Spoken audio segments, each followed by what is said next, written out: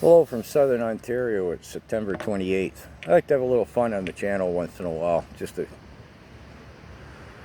maintain the delusion I'm maintaining my sanity. But remember when it used to be kind of okay to be politically incorrect or incorrect? Think Archie Bunker, right? You know, his Polish son-in-law was Meathead. His wife was Dingbat. Lionel and George Jefferson. Anyways, it was all, everybody laughed. We knew it was parody humor, right? So what made me kind of think of this was the SS, the old geezer in Parliament, who everybody applauded, and there's all the hullabaloo about, justifiably so. There's still a lot of unanswered questions there as far as I'm concerned. Anyways, his name's Hunka. So now, to be politically incorrect, because I can't, it's my channel, we used to call, and I mean this is before my time, Ukrainian people were called bohunks or hunkies. I had a Hungarian buddy in grade school. We used to speak igpay together all the time. It's good to have an Ekansay Anglage lay. I'm a bit rusty with my igpay.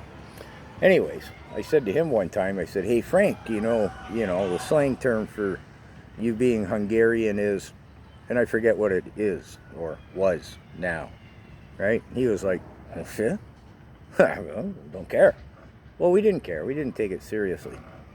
I remember moving into an older brother's bedroom when he left home as a kid on the farm, and on the wall he'd left an American flag that was from the Mad magazine, and it was a pullout, and all the lines in the the American flag were slang names.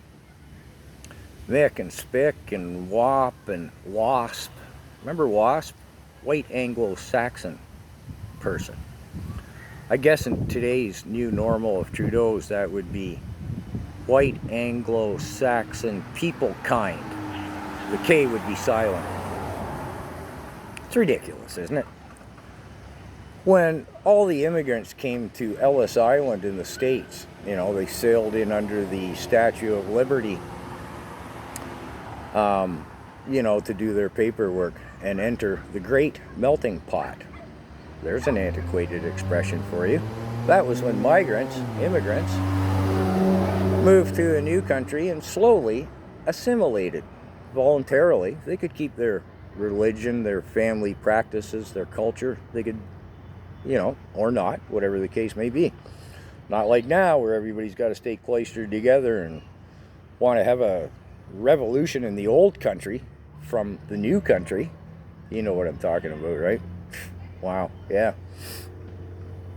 So because I'm having fun and I'm having fun rambling, we'll go back to New York and Ellis Island and those old days.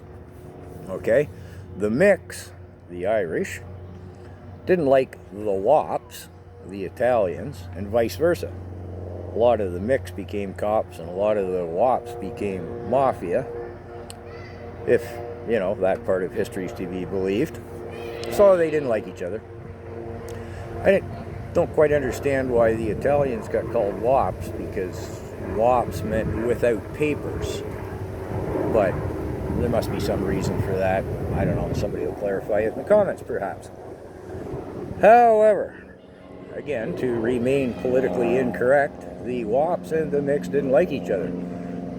But then the Micks got looking at those brown-eyed beauties, those little Italian girls, and the little Italian girls were looking at the bespectacled Irish Micks.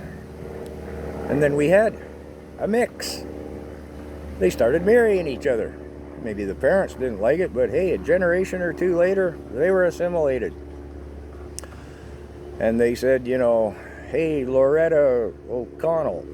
Is that mixing an Italian name with an Irish one? I don't know. Anyways, you get my point. What's your heritage?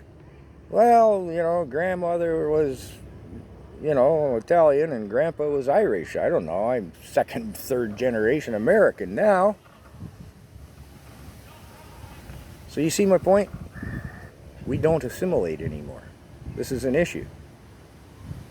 And yeah, Frank, if you're watching, well, Frank's passed on now, but he might be watching the channel. If he is, I forget what your angslay aim nay is. I'm a ootay unfay. Like I say, always good to have an Ekansay anglage lay. Take care, everyone.